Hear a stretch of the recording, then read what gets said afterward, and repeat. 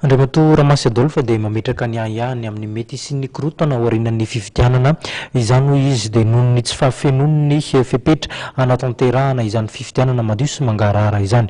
Voleravavy no mitondra ny akombavao Tsirakotarisan kosa naka ny sary. Raha amin'ny fivoaran'ny raharaham-pirenena amin'izao fotoana izao dia afaka atao raha tiana tanterahana ny manao fifidianana, hoy Andriamatoa Ramasy Adolphe. Saingy manainy mety hisiana disadisa ao anaty fifidianana ny tenany noho ny fepetra rehetra ahafahana manatanteraka fifidianana madio sy mangarahara mbola tsy mipetraka. Be dia be ny lalàna voadika sy voaitsakitsaka ao anatiny manomboka any amin'ny constitution, ny article 120 constitution voalohany.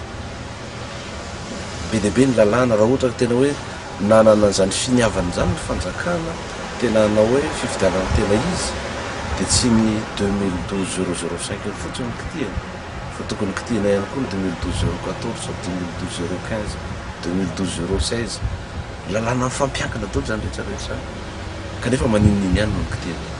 Lazana fa irrévocable ny décision de CS, révocable izy amin'ny fotoana izao. Azo atao ihany ilay izy. Izany hoe azo atao izany ilay tsy manara-dalàna.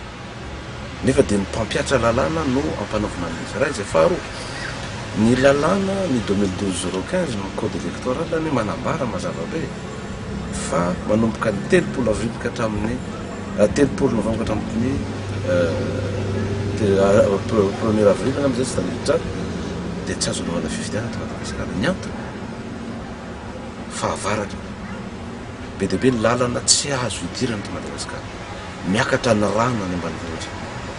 Raha miampita tanàna iray any ambanivohitra dia mandeha laka, raha miakatra ambony be misontra be ny rano tsy ho tafita amin'izany.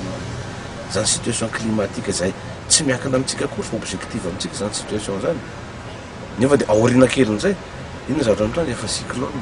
Décembre izany efa période cyclonique iny izany eto Madagasikara. Dia inona indray izany ka ilay cas de force majeure ave ilay période cyclonique sy ny période miorana sa cas de force majeure ilay tsy maintsy hanatanterahana fifidianana voalaza an'ilay tetiandro izay napetraka. Hoe apetraka miaraka amin'ny international. Ny international tsy mahafantatra situation eto Madagasikara. Tsy misy hoy Andriamatoa Ramasy Adolphe amin'ny fitsabahan'ny sehatra iraisam-pirenena fa ny olana goavana dia ny tsy fananan'ny malagasy fa ahafahana miadevitra sy mandeha sy lahatra, hany ka ny hevitry ny vahiny foana ny manjaka. No mariana Andriamatoa Ramasy Adolphe ihany koa fa tsy manohitra ny fifidianana ny tenany fa ao anatin'ny zava-misy amin'izao fotoana izao dia misy ny manosika ny hanatanterahana fifidianana kanefa manana tetim-panorona hafa dia ny tsy hatateraka izany ary ny taran'ny teteza mita indray.